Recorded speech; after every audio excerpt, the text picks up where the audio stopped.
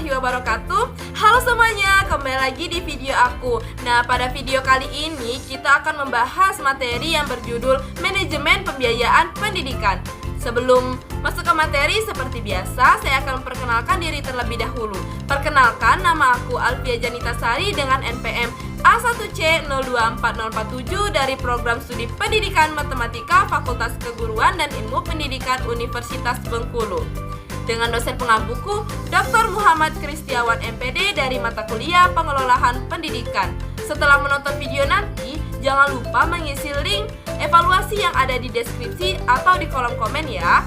Nah, jadi jangan lupa menyimak dengan baik-baik video yang akan kita jelaskan nanti. Jangan lupa disimak.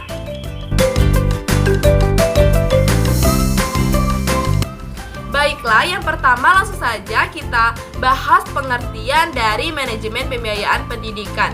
Manajemen pembiayaan pendidikan adalah pengelolaan, pemasukan, dan pengeluaran untuk menunjang penyelenggaraan pendidikan. Manajemen pembiayaan dan pendidikan memiliki peran yang penting dalam memastikan keberhasilan proses pembelajaran dan akses pendidikan yang merata. Selanjutnya, sumber pembiayaan pendidikan dapat berasal dari berbagai pihak, diantaranya pemerintah, pemerintahan pusat, dan pemerintahan yang menyediakan anggaran pendidikan yang terbesar melalui APBN dan dana BOS.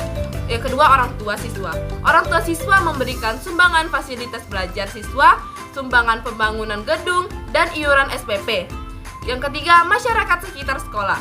Masyarakat sekitar sekolah dapat memberikan donasi, sumbangan, atau bantuan proyek. Selanjutnya, lembaga pendidikan dapat mengalokasikan dana usaha mandiri sekolah seperti pengelolaan kantin sekolah dan koperasi sekolah.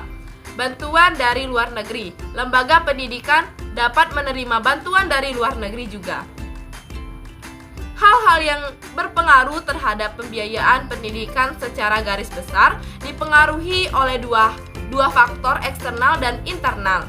Yang pertama, faktor internal. Faktor internal dalam manajemen pembiayaan pendidikan adalah kenaikan harga, perubahan gaji guru, perubahan populasi, dan kenaikan persentase anak di sekolah negeri, meningkatnya standar pendidikan. Beberapa faktor eksternal yang mempengaruhi manajemen pembiayaan dan pendidikan. Yang pertama, kenaikan harga. Yang kedua, perubahan gaji guru. Yang ketiga, perubahan populasi dan kenaikan persentase anak di sekolah negeri. Yang keempat, sumber dana pendidikan yang terbatas. Yang kelima, meratanya dana pendidikan dari pemerintah, tidak meratanya. Yang enam, kurangnya transparannya pembiayaan pendidikan di sekolah-sekolah. Nah, berikut beberapa tantangan utama yang dihadapi, diantaranya yang pertama, keterbatasan sumber daya keuangan. Yang kedua, ketidakmeratanya distribusi dana. Yang ketiga, korupsi dana dan penyalahgunaan dana. Yang keempat, kurangnya transparansi dan akuntabilitas.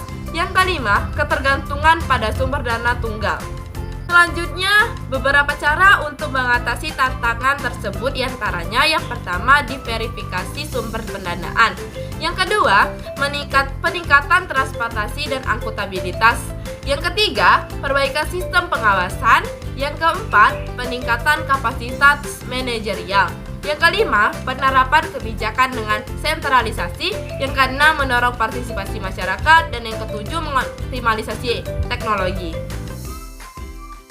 Baiklah, kesimpulan dari materi yang telah saya jelaskan tadi adalah kesimpulan dari manajemen pembiayaan pendidikan adalah bahwa pengelolaan yang efektif dan efisien terhadap dana pendidikan sangat penting untuk memastikan tersedianya sumber daya yang cukup guna mendukung kualitas dan akses pendidikan dengan perencanaan keuangan yang baik, alokasi dana yang tepat, penggunaan dana yang bertanggung jawab, serta pengawasan dan evaluasi yang transparan. Tujuan pendidikan dapat tercapai secara optimal. Selain itu, keterlibatan semua sektor termasuk pemerintah, institusi pendidikan, masyarakat, dan sektor swasta sangat diperlukan agar pembiayaan pendidikan berkelanjutan dan berdampak positif bagi seluruh lapisan masyarakat. Baiklah, itulah dia materi yang dapat saya sampaikan mengenai manajemen pembiayaan dan pendidikan. Nah, jangan lupa mengisi link evaluasi yang ada di deskripsi dan juga di kolom komen ya. Bila ada kekurangan, saya meminta maaf. Terima kasih telah menonton sampai akhir. Sampai jumpa di video selanjutnya.